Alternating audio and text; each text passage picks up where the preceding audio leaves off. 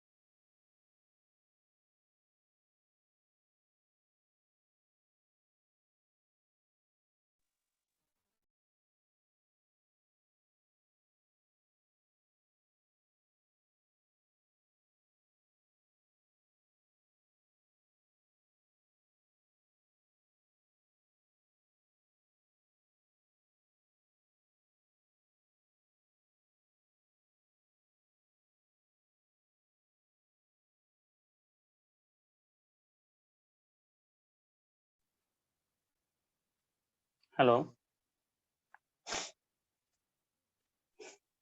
Good morning, sir. Yes, sir. Good Good morning. morning to all. Screen दिख रही है? Yes, sir. Yes sir. Last lecture में हम लोग बात कर रहे थे इंट्रिंसिक सेमीकंडक्टर के बारे में, और उसका एग्जांपल लेकर हमने आपको एक्सप्लेन किया था कि अगर एलिमेंटल सेमीकंडक्टर की बात करें तो हम लोग दो जानते हैं, एक सिलिकॉन होता है, दूसरा जर्मेनियम होता है। Both are tetravalent atom. Tetravalent atom means उनका जो स्ट्रक्चर होता है वो क्रिस्टलाइन स्ट्रक्चर होता है, और उस क्रिस्टलाइन स्ट्रक्चर में हर एक सिलिकॉन एटम के सराउंडिंग में 4 और सिलिकॉन एटम होते हैं जिनके साथ कोवैलेंट बॉन्ड का फॉर्मेशन होता है, और उसके वजह से कोई भी इलेक्ट्रॉन फ्री नहीं होता है, स्ट्रक्चर स्टेबल रहता है, ऑक्टेट कंप्लीट हो जाता है। इलेक्ट्रॉन फ्री ना होने का मतलब कि उसमें कंडक्शन पॉसिबल नहीं होता है, तो हम ये कहते हैं कि that behaves like a insulator, insulator के जैसे बिहेव करता है। लेकिन यह जो बात होती है ये 0 केल्विन टेम्परेचर की बात होती है, यानी 0 केल्विन टेम्परेचर पे ये जो बैलेंस बैंड होगा ये कंप्लीटली फिल्ड होगा, और कंडक्शन बैंड हमारे पास जो होगा वो कंप्लीटली एम्प्टी होगा, तो कंडक्शन पॉसिबल नहीं होगा। फिर हमने क्या किया था, टेम्परेचर इंक्रीज किया था, उसे रूम टेम्परेचर पे लाए थे। तो रूम टेम्परेचर पे लाने की वजह से कुछ कोवैलेंट बॉन्ड ब्रेक हुए थे। यहाँ सपोज के लिए एक बॉन्ड ब्रेक हो गया इस साइड से, यह इलेक्ट्रॉन फ्री होके इस लोकेशन पे पहुंच गया, इसे हम फ्री इलेक्ट्रॉन कहेंगे, और जहां से इलेक्ट्रॉन हमारे पास स्केप करेगा वहां एक वैकेंसी क्रिएट हो जाएगी, दैट इज कॉल्ड होल। यानी होल्स को आप सिंपली डिफाइन कर सकते हो, it is a vacancy of electron. यह जो जनरेशन होता है ये हमेशा पेयर के फॉर्म में होता है, यानी एक इलेक्ट्रॉन और एक होल्स हमेशा पेयर के फॉर्म में जनरेट होंगे, तो इसको हम कहते हैं generation of ईएचपी, generation of ईएचपी।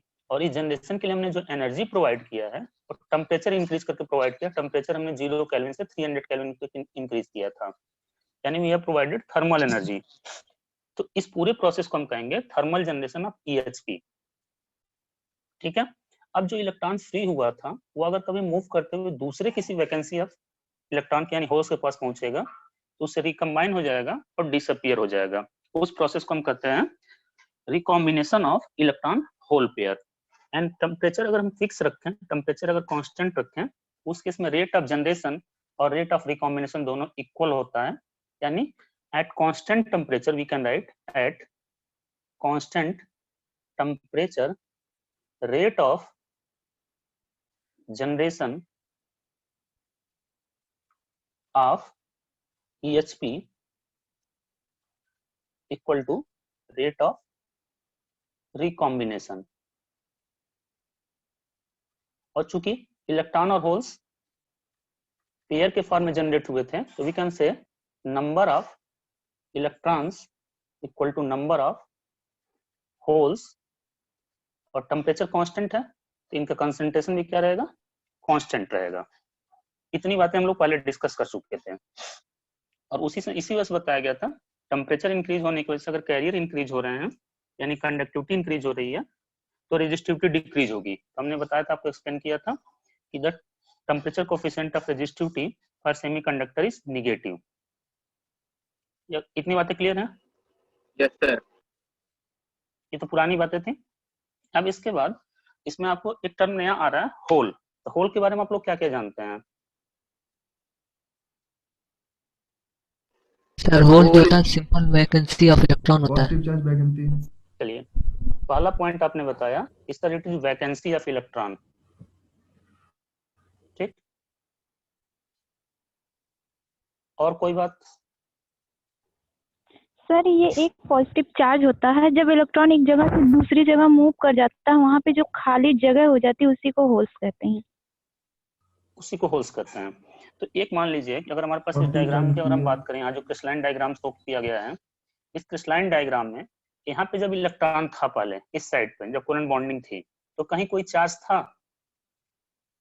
Extra charge? Extra charge मतलब समझ रहे हैं ना? नहीं सर। नहीं था। अब ये इलेक्ट्रॉन यहाँ से मान लो कि बॉन्ड या बॉन्ड ब्रेक हो गया और यहाँ से इलेक्ट्रॉन फ्री होकर यहाँ पहुंच गया, तो इलेक्ट्रॉन यहाँ पे आइसोलेट हो गया, तो इस पर तो एक निगेटिव चार्ज हो जाएगा ना।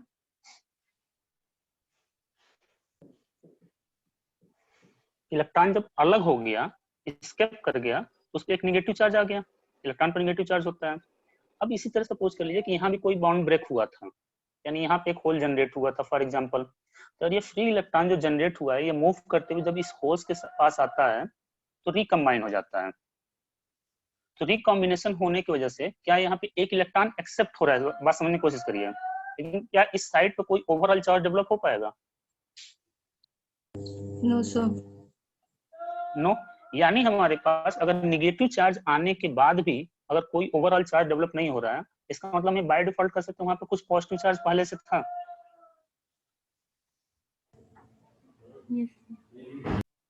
बात समझने की कोशिश करिए। एक इलेक्ट्रॉन एक्सेप्ट करने के बाद भी अगर वहां पे कोई नेगेटिव चार्ज डेवलप नहीं हो रहा, तो वी कैन से दैट वहां पे पॉजिटिव चार्ज पहले से कुछ था। तो होल्स पे हमारे पास जो हम लोग एज्यूम करते हैं कि होल्स पे हमारे पास पॉजिटिव चार्ज होता है, यानी it is positive charge carrier. Positive charge carrier होता है, और इस पे उतना ही पॉजिटिव चार्ज होता है जितना कि इलेक्ट्रॉन्स पे नेगेटिव चार्ज होता है। इलेक्ट्रॉन्स पे नेगेटिव चार्ज कितना होता है? 1.6 into 10 to the power minus 19 coulomb. ये इलेक्ट्रॉन्स पे नेगेटिव चार्ज होता है, तो होल्स पे उतना ही पॉजिटिव चार्ज होता है। अच्छा ये बताइए, इसके मास के बारे में अगर बात किया जाए, थर्ड पॉइंट, या कोई रियल में कोई पार्टिकल है? नहीं सर। No sir. जैसे मान लीजिए आप एक चेयर पर बैठे हुए हो, मतलब इलेक्ट्रॉन्स बॉन्डिंग में इन्वॉल्व है, आप वहां से हट के चले गए तो एक वैकेंसी तो क्रिएट हो गई, लेकिन वहां जो वैकेंसी क्रिएट हुई उसी को हम नाम दे रहे हैं होल। उसमें कोई मास है कि नहीं है? जो नो खाली सर। चेयर है उस पर कोई मास होगा? No, sir. नहीं होगा। No, sir. यानी हमें कह सकते हैं कि ये मासलेस पार्टिकल होता है। थर्ड पॉइंट, और ये रियली में कोई पार्टिकल नहीं होता है, ये हाइपोथेटिकल पार्टिकल होता है, ठीक है। और इसके मोशन की अगर बात करें, यहाँ पर हमने लिखा कैरियर, तो कैरियर इन द सेंस हमारे पास ये चार्ज को एक प्लेस से दूसरे प्लेस पर कैरी कर सकता है, इस वजह से हम इसे कैरियर करते हैं। अब कैरियर की इन द सेंस हमारे पास इसका मूवमेंट क्या होगा? अगर हमारे पास मान लीजिए कि एक सेमीकंडक्टर है कोई, और इसमें हमने पोटेंशियल डिफरेंस कुछ अप्लाई किया, ऐसे कोई बैटरी कनेक्ट कर दिया है, इधर वाला साइड प्लस है, इधर वाला साइड माइनस है, तो इलेक्ट्रॉन इधर मूव करेंगे, लेफ्ट टू राइट की राइट टू लेफ्ट। अगर इसमें कोई इलेक्ट्रॉन अवेलेबल है तो किधर मूव करेगा? Right to left. Right to left. Right to left. यानी इलेक्ट्रॉन का मूवमेंट ऐसा होगा। अब इलेक्ट्रॉन्स पर नेगेटिव चार्ज होता है और होल्स पे पॉजिटिव चार्ज होता है, तो होल्स किधर मूव करेंगे? Left to right. Opposite direction. Opposite direction में। यानी होल्स का जो मूवमेंट होता है that is just opposite to the movement of electron. Okay,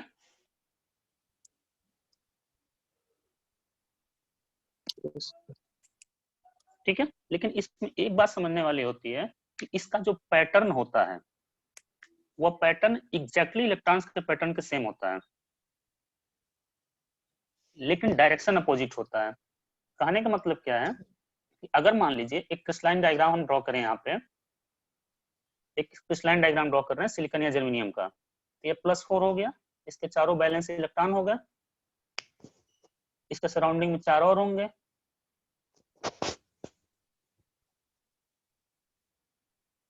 इसी तरीके से जो दूसरा सिलिकॉन एटम है, इसके सराउंडिंग में भी 4 सिलिकॉन एटम होंगे, यहाँ भी सिलिकॉन एटम 4 इसके सराउंडिंग में होंगे।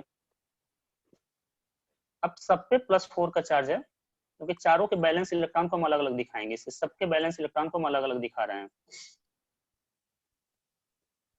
थोड़ा सा डायग्राम समझने की कोशिश करिएगा। यह सिलिकॉन एटम है जो कि टेट्रावैलेंट है, मींस नंबर ऑफ बैलेंस इसकी 4 है। यहाँ पे 4 इसके इलेक्ट्रॉन हो गए, सिमिलरली यहाँ पे 4 इलेक्ट्रॉन हो गए, इसके भी 4 इलेक्ट्रॉन हो गए। येलो कलर से हम इलेक्ट्रॉन्स को इंडिकेट कर रहे हैं, और सबके बीच कोवेलेंट बॉन्डिंग बनी हुई है, जिसकी वजह से स्टेबल स्टेट मिला हुआ हमें।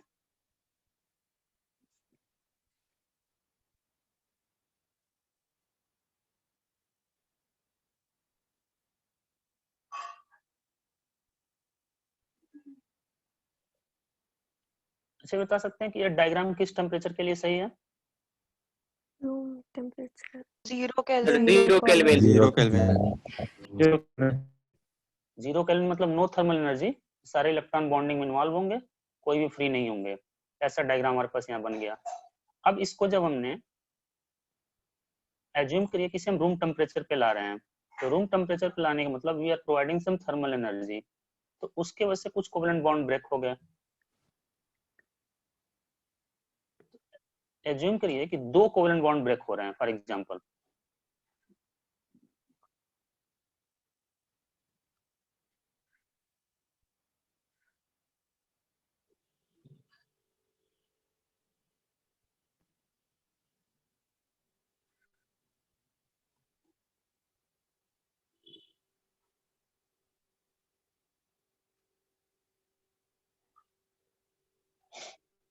अब 2 कोवेलेंट बॉन्ड ब्रेक होने का मतलब, सपोज कर लो कि यहाँ का वाला एक बॉन्ड ब्रेक हुआ, तो बॉन्ड ब्रेक हुआ तो यह इलेक्ट्रॉन फ्री हो गया, ये इलेक्ट्रॉन फ्री होके इस प्लेस से मूव करके या कहीं यहाँ चला गया, लोकेशन या साइट 1 पे चला गया, यहाँ पे एक होल क्रिएट हो गया।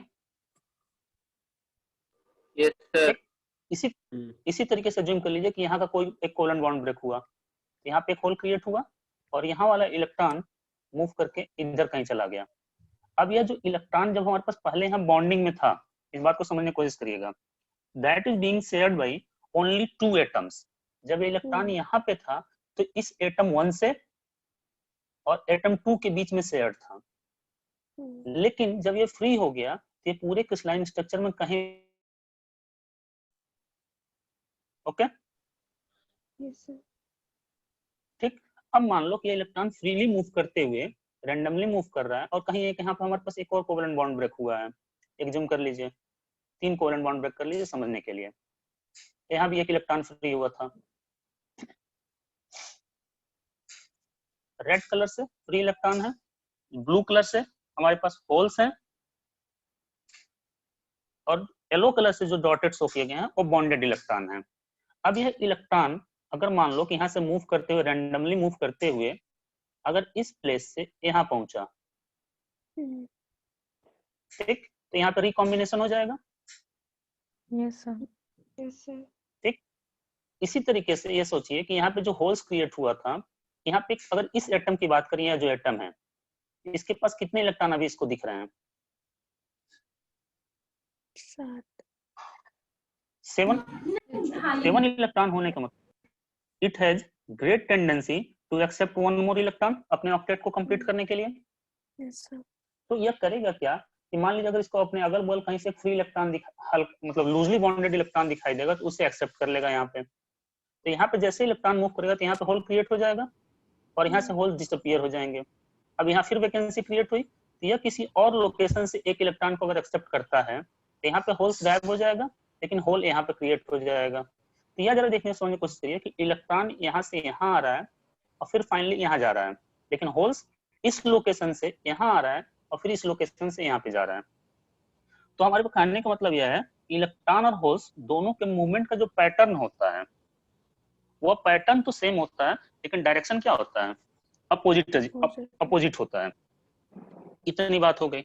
Yeah, this is all about intrinsic semiconductor. Now we are going to discuss extrinsic semiconductor, तो उसको डिस्कस करने के लिए सिंपल में कह सकते हैं, क्या जानते हैं एक्सट्रिंसिक के बारे में?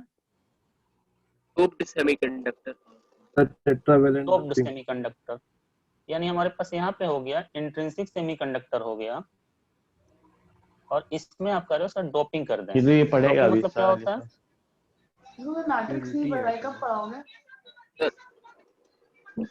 हाँ, कोई पेंटावलेंट कंपाउंड के साथ sir we can have tetravalent और पेंटावेलेंट कंपाउंड्स।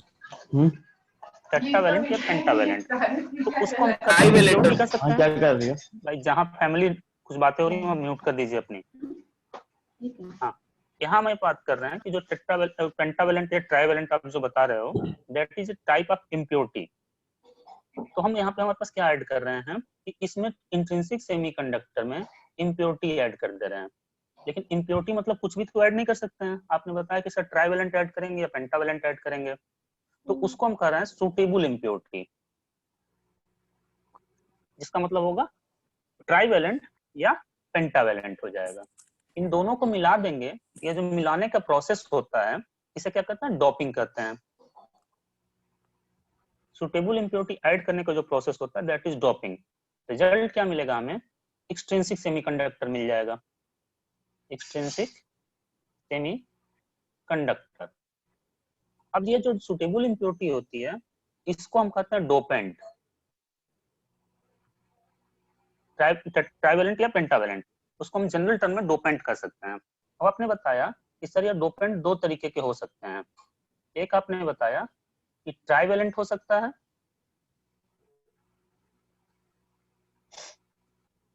पेंटावेलेंट, और दूसरा आपने बताया पेंटावेलेंट हो सकता है। ट्राइवेलेंट के एग्जांपल बताइए जरा। Aluminium, sir which has 3 electrons in their last cell. Aluminium, Aluminium, gallium, Gallium. boron, indium. इसी तरीके से पेंटावेलेंट में नाइट्रोजन, फास्फोरस, आर्सेनिक, एंटीमनी, यही सब तो होते हैं। अब बताओ जब ट्राइवेलेंट एटम ऐड करते हो तो कौन सा सेमीकंडक्टर बनता है? एन टाइप की P type? N type. P type. type. Sir P type। Trivalent add कर रहे हैं P type. P type. P type. अभी, जिनको मालूम है ठीक है, जिनको डाउट हो उसको अभी क्लियर हो जाएगा। यहाँ पे हमारे पास जो सेमीकंडक्टर बनता है वो पी टाइप एक्सटेंसिव सेमीकंडक्टर बनता है, और जब पेंटावेलेंट ऐड करते हैं तो क्या बनता है? N type. N type extensive semiconductor बनता है। अच्छा, पी टाइप में मेजॉरिटी कैरियर कौन से होते हैं? Sir whole. Whole। और माइनॉरिटी? Electrons. चलिए आपने बताया सर पी टाइप में मेजॉरिटी होल्स हो गए Minority electrons. और माइनॉरिटी हो गए Electrons. इलेक्ट्रॉन, और एन टाइप में मेजॉरिटी कौन से होंगे? Electrons. इलेक्ट्रॉन, और माइनॉरिटी होल्स। चलिए इतनी बात को अभी आप लोगों ने सही सही बताया है। अब इसमें थोड़ा सा समझने की कोशिश करिए कि जब पी टाइप पे अगर हम बात करें तो P type as a hole कैसा होता है? पॉजिटिव होगा कि निगेटिव होगा? Positive. Positive. Electrically neutral, electrically neutral. कुछ लोग पी फॉर पॉजिटिव बता रहे हैं और किसी ने बताया इलेक्ट्रिकली न्यूट्रल। अच्छा, जो न्यूट्रल बता रहे हैं जरा वो बताइए कि इसमें पी टाइप में मेजॉरिटी कौन से हैं? सर होल्स है लेकिन चार्ज कंप्लीट हो जाने दीजिए। होल्स पर कैसा चार्ज होता है? Holes positive. पॉजिटिवली चार्ज होते हैं, लेकिन और इलेक्ट्रॉन जो कि कम है, जिन निगेटिवली चार्ज हैं। तो पॉजिटिव ज्यादा है तो न्यूट्रल कैसे होगा? सर वो स्टेडी स्टेट में इलेक्ट्रिकली न्यूट्रल रहता है एक वही सेमीकंडक्टर। तो रीजन पूछ रहे हैं। हमारी बात को समझने की कोशिश करो। जो सबसे बड़ा डाउट आप लोग को आता है कि सर मेजॉरिटी है होल्स और होल्स पर पॉजिटिव चार्ज है, यानी पॉजिटिव चार्ज ज्यादा है as compared to the negative charge. As a hole P type electrically positive होना चाहिए, ये आप लोग सोचते हो, लेकिन ऐसा होता नहीं है, क्योंकि पी टाइप और N type both are electrically neutral. याद रखिएगा, दोनों के दोनों जो होते हैं हमेशा इलेक्ट्रिकली न्यूट्रल होते हैं, नो चार्ज होता है यहाँ पे। ठीक, चाहे पी टाइप की बात हो चाहे एन टाइप की बात हो। इसका एक सिंपल एक्सप्लेनेशन आपको दिया जा सकता है कि यह जो इंट्रिंसिक सेमीकंडक्टर था, यानी सिलिकॉन था या जर्मेनियम था, सिलिकॉन या जर्मेनियम, इस पे कहीं कोई चार्ज था? नहीं भाई, सिलिकॉन या जर्मेनियम बोलना है तो कहीं इलेक्ट्रॉन दिया नहीं है, कहीं इलेक्ट्रॉन लिया नहीं है, जो भी किया अपने अंदर ही किया है, तो उस पे वो तो न्यूट्रल होगा, यानी this is electrically neutral intrinsic semiconductor. अब इसमें आपने ट्राइवेलेंट एटम या पेंटावेलेंट एटम्स, वर्ड पर ध्यान दीजिएगा, ऐड किया है। तो यह जो एटम्स, जो आप इम्प्योरिटी एटम जो ऐड कर रहे हैं, एटम्स खुद कैसे होते हैं इलेक्ट्रिकली? न्यूट्रल न्यूट्रल होते हैं। ये बताओ, न्यूट्रल और न्यूट्रल को आपने मिला दिया तो कहीं कोई चार्ज डेवलप हो सकता है? No sir. No sir. इस बात यहाँ क्या बेटा,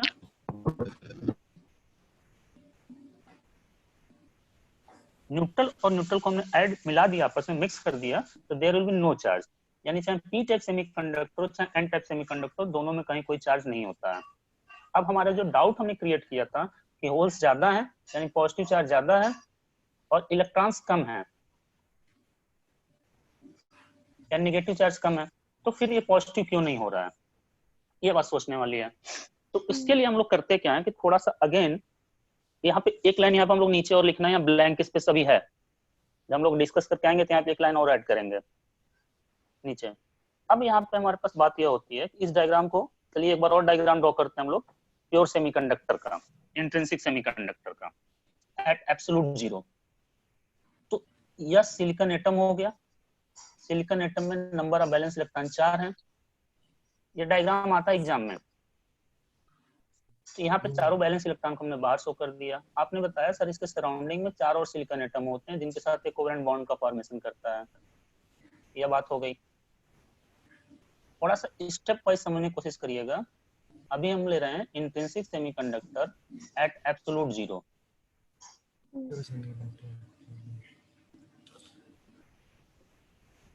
देखिए यह डायग्राम हम बार बार ड्रॉ कर रहे हैं, उसके पीछे रीजन ये है कि पहली यूनिट और दूसरी यूनिट जब तक यह नहीं समझेंगे तब तक आपको उसका कॉन्सेप्ट नहीं समझ में आएगा किसी भी सेमीकंडक्टर डिवाइस का, क्योंकि बेसिक होता है पी टाइप और एन टाइप सेमीकंडक्टर ही।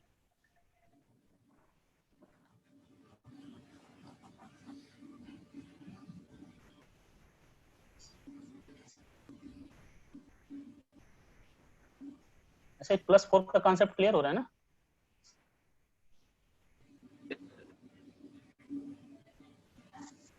+4 क्यों लिखा जा रहा है?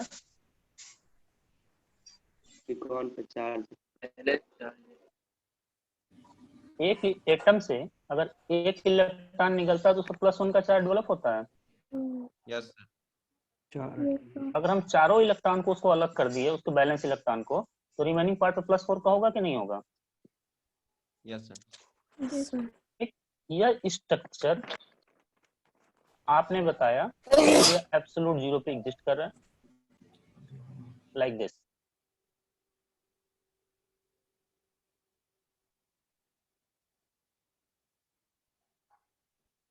एब्सोल्यूट जीरो मतलब ये हमने बॉन्डिंग के बेसिस बताया है। इसी डायग्राम को अगर हम एनर्जी बैंड डायग्राम के बेसिस पे बताएं तो सारे इलेक्ट्रॉन अगर बॉन्डेड हैं तो मूव कर सकते हैं, नहीं। अब मूव नहीं कर सकते तो कौन से बैंड में लाई करेंगे? Balance band. बैलेंस बैंड में। तो कोई इलेक्ट्रॉन फ्री नहीं है, मतलब कंडक्शन बैंड तो खाली है। इसका मतलब क्या हुआ? अगर एनर्जी बैंड डायग्राम भी हम इसके बगल में ही बना दें, यहाँ पे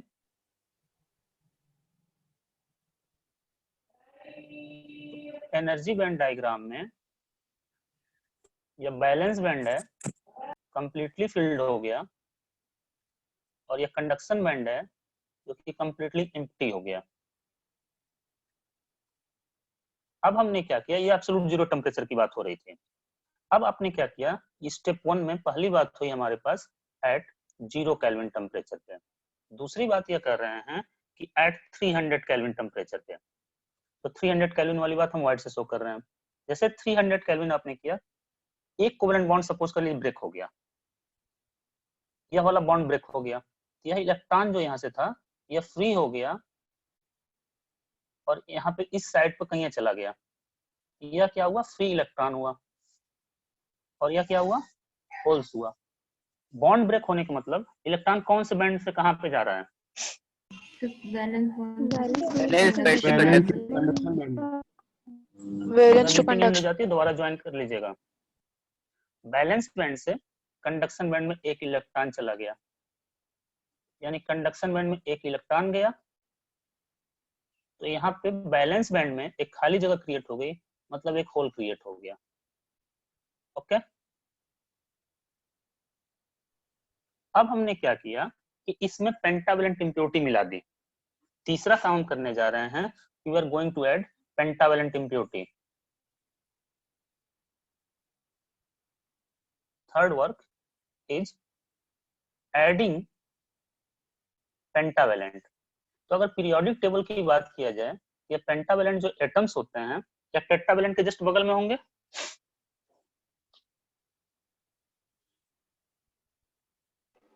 रिप्लाई करिए। पीरियोडिक टेबल में Yes, sir. पेंटावेलेंट जो एटम्स होंगे तो उनकी साइज लगभग इसके कंपेरेबल होगी, एटॉमिक साइज Yes, से, sir. Atomic radius. Yes, sir. तो जो हम pentavalent Yes, sir. Atom add करते हैं तो सिंपली कुछ करता नहीं है, किसी एक सिलिकॉन एटम को रिप्लेस करता है और उसके जगह पर खुद एडजस्ट हो जाता है without disturbing the crystalline structure, क्योंकि उसकी फिजिकल साइज एटॉमिक रेडियस लगभग इसके बराबर होता है। तो हमने पेंटावेलेंट एटम ऐड किया, तो सपोज कि जो पेंटावेलेंट एटम आया वो इस लोकेशन पे ऐड हो गया। तो पेंटावेलेंट मतलब नंबर ऑफ एटम्स, इलेक्ट्रॉन्स कितने होंगे? 5. 5 5. 5। 4 तो यह होगा, और पांचवा क्या किसी बॉन्डिंग में इन्वॉल्व होगा? नहीं. No, sir. No, sir. और इस सर्किल के अंदर क्या चेंज कर दें? +3 Plus +3 कर +5। plus 3. पेंटावेलेंट एटम ऐड कर रहे हो बेटा, +5 होगा ना। ठीक, अब तो 4 एटम बॉन्डिंग में इन्वॉल्व हैं, पांचवा एटम ये जो या फिफ्थ इलेक्ट्रॉन है या किसी बॉन्डिंग में इन्वॉल्व नहीं है, या वाला। तो अगर बॉन्डिंग इन्वॉल्व नहीं है तो एज कंपेयर टू दूसरे इलेक्ट्रॉन्स के रिस्पेक्ट में इसे आसानी से फ्री कर सकते हैं। Yes, sir.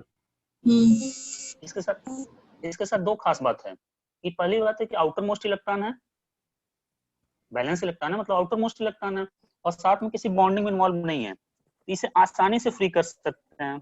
और आसानी से फ्री करने का मतलब इसे आसानी से कौन से बैंड में ले जा सकते हैं? Conduction band. कंडक्शन बैंड में। अब यह सोचो कि इस लोकेशन से फ्री इलेक्ट्रॉन मतलब कंडक्शन बैंड होता है ना, हम बोल रहे हैं कि इसको आसानी से फ्री कर सकते हैं, मतलब ये आसानी से कंडक्शन बैंड में जा सकता है। अब ये सोचो कि कंडक्शन बैंड ये है ना, तो आसानी से कोई इलेक्ट्रॉन जा सकता है, कंडक्शन बैंड में आ सकता है, तो कंडक्शन बैंड के पास रहना चाहिए कि नीचे दूर रहना चाहिए कंडक्शन बैंड से? पास में. Sir, pass रिपीट कर रहे हैं, कोई इलेक्ट्रॉन आसानी से कंडक्शन बैंड में आ सकता है। अगर मान लो क्या कहते हैं, एक इलेक्ट्रॉन यहाँ पे है और एक इलेक्ट्रॉन यहाँ पे है, तो कौन आसानी से कंडक्शन बैंड में जा सकता है? ऊपर वाला, नीचे वाला? ऊपर वाला. जो conduction band के पास है. कंडक्शन बैंड के पास है। इसी कॉन्सेप्ट को लेकर हम आते हैं वापस अपने पास। हम ये कहते हैं कि जो फिफ्थ इलेक्ट्रॉन इसे आसानी से फ्री कर सकते थे, मतलब इजीली कंडक्शन बैंड में ले जा सकते थे। इसका मतलब ये कंडक्शन बैंड के पास ही इसकी कहीं एनर्जी होगी, और इस एनर्जी लेवल को हम कहते हैं डोनर एनर्जी लेवल, और जो पांचवा इलेक्ट्रॉन होता है वो इसी एनर्जी लेवल पर लाई करता है। ठीक है, just below the conduction band. और कंडक्शन बैंड के इतना पास होता है यह, अगर हम बात करें थ्योरेटिकली, तो यहाँ हमारे पास यह जो गैप होता है कंडक्शन बैंड और जो गैप होता है कंडक्शन बैंड और डोनर एनर्जी लेवल का, वो that is only 0.05 electron volt and 0.05 यहाँ पे जो गैप होता है that is 0.05 electron volt and 0.01 electron volt for silicon and germanium respectively, silicon के लिए और जर्मेनियम के लिए। अच्छा, हमने बताया था कि जो सेमीकंडक्टर का फॉरबिडन एनर्जी गैप होता है यह लगभग 1 इलेक्ट्रॉन वोल्ट होता है। Yes sir. और हमने ये भी बताया था कि यह फॉरबिडन एनर्जी गैप सिलिकॉन के लिए 1.1 इलेक्ट्रॉन वोल्ट होता है, Eg के लिए 1.1 इलेक्ट्रॉन वोल्ट और सिलिकॉन एंड जर्मेनियम के लिए इसकी वैल्यू होती है 0.72 इलेक्ट्रॉन वोल्ट। तो पहले अगर इलेक्ट्रॉन को ये सोचो, इलेक्ट्रॉन्स को अगर बैलेंस बैंड से कंडक्शन बैंड में हम ले जाना चाह रहे हैं, सिलिकॉन एग्जांपल लें, तो कितना एनर्जी चाहिए? 1.1 इलेक्ट्रॉन। सिलिकॉन एटम के लिए इलेक्ट्रॉन्स को बैलेंस बैंड से कंडक्शन में ले जाने के लिए हमें 1.1 इलेक्ट्रॉन वोल्ट चाहिए। लेकिन जैसे उसने पेंटावैलेंट एटम ऐड किया तो उसका जो फिफ्थ इलेक्ट्रॉन है वो केवल कंडक्शन बैंड से 0.05 इलेक्ट्रॉन वोल्ट नीचे है। तो बहुत कम एनर्जी चाहिए कि नहीं चाहिए फिफ्थ इलेक्ट्रॉन को कंडक्शन बैंड में ले जाने के लिए? Yes, sir. तो मान लो हम 2-3 एटम ऐड किए हों पेंटावैलेंट, तो सबके पांचवा इलेक्ट्रॉन की एनर्जी यहीं लाई करेगी और यह आसानी से जंप करके कहां पहुंच जाएंगे? कंडक्शन बैंड में। तो कंडक्शन बैंड में इलेक्ट्रॉन्स की पॉपुलेशन इंक्रीज हो जाएगी। Yes, sir. इंक्रीज हो गई। एक चीज जरा ध्यान देना, जब हमने डोपिंग नहीं किया था तो व्हाइट कलर से जो शो किया गया है, जब डोपिंग हमने नहीं किया था, यानी इस पॉइंट की बात हो रही है, पहले 0 केल्विन की बात अगर करें हम, तो 0 केल्विन पे कोई इलेक्ट्रॉन थे? No, sir. नहीं थे। तो हम कह रहे हैं 0 इलेक्ट्रॉन एंड होल्स। ठीक, अब जो हमने 300 केल्विन पे बात की, तो 300 केल्विन पे थर्मल एनर्जी की वजह से कुछ इलेक्ट्रॉन और होल्स जनरेट हुए, लेकिन हमेशा वो किस में जनरेट होंगे? पेयर के फॉर्म में जनरेट होंगे, यानी few electrons and few holes, लेकिन इक्वल में होंगे।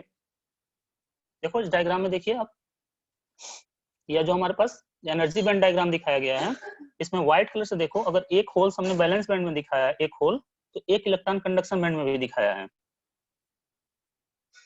यहाँ पे। Yes, sir. एक holes Yes, sir. Balance band में है, उसके रिस्पेक्ट में एक इलेक्ट्रॉन कंडक्शन बैंड में है। तो ये हमेशा, hello, Yes, sir. Yes sir. Yes sir. हाँ, मीटिंग एंड ज्वाइन कर लीजिएगा दोबारा। तो 300 केल्विन पे फ्यू इलेक्ट्रॉन होंगे और फ्यू होल्स होंगे, लेकिन इक्वल में होंगे। अब जैसे आपने पेंटावैलेंट एटम ऐड किया तो कंडक्शन बैंड में इलेक्ट्रॉन्स की पॉपुलेशन क्या हो गई? बढ़ गई। इंक्रीज हो गई। तो electrons now are turned as majority carriers और होल्स कम रह गए, तो holes are turned as minority carriers. ठीक, अब यहाँ पे एक चीज और समझने की कोशिश करिए। माइनॉरिटी है। हम यह कह रहे हैं कि जो फिफ्थ इलेक्ट्रॉन अपने पेरेंट एटम के पास यहाँ पे एसोसिएटेड है, तो इसका मतलब वो डोन एनर्जी लेवल पर लाई कर रहा है, और जैसे इसको रूम टेम्परेचर पर ऑटोमेटिकली इतनी स्मॉल एनर्जी मिल जाती है, तो जंप करके कहाँ पहुंच जाता है? कंडक्शन बैंड में। तो कंडक्शन बैंड में पहुंचने का मतलब फ्री हो गया। तो फ्री होने का मतलब क्या अपने पेरेंट एटम से एसोसिएटेड होगा? No sir. तो यह पांचवा इलेक्ट्रॉन आसानी से अपने पेरेंट एटम को छोड़ के भाग जाता है। ठीक है,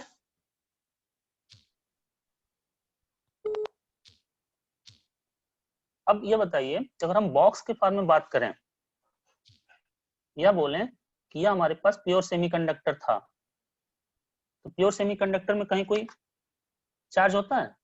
इंट्रिंसिक सेमीकंडक्टर अगर है तो? No, sir. No, sir. ठीक, इंट्रिंसिक सेमीकंडक्टर, तभी तो आप बोल रहे हो सर 0 इलेक्ट्रॉन और होल्स हैं एब्सोल्यूट 0 टेम्परेचर पे, तो कहीं कोई चार्ज नहीं है, बॉक्स को हमने न्यूट्रल रखा है, खाली रखा है। अब हमने क्या किया, इसको रूम टेम्परेचर पे लाए, तो एक इलेक्ट्रॉन जनरेट हो गया और एक होल जनरेट हो गया। होल्स को हम प्लस से इंडिकेट कर दे रहे हैं। इस डायग्राम से समझने की कोशिश करिए। यह वाला जो इलेक्ट्रॉन है इसको माइनस साइन से यहाँ दिखा दिया, और जो होल्स हैं या इसको हमने यहाँ प्लस साइन से दिखा दिया। अब इसमें आपने पेंटावैलेंट एटम ऐड किया, तो एटम जब ऐड करेंगे तो एटम तो न्यूट्रल होंगे ना।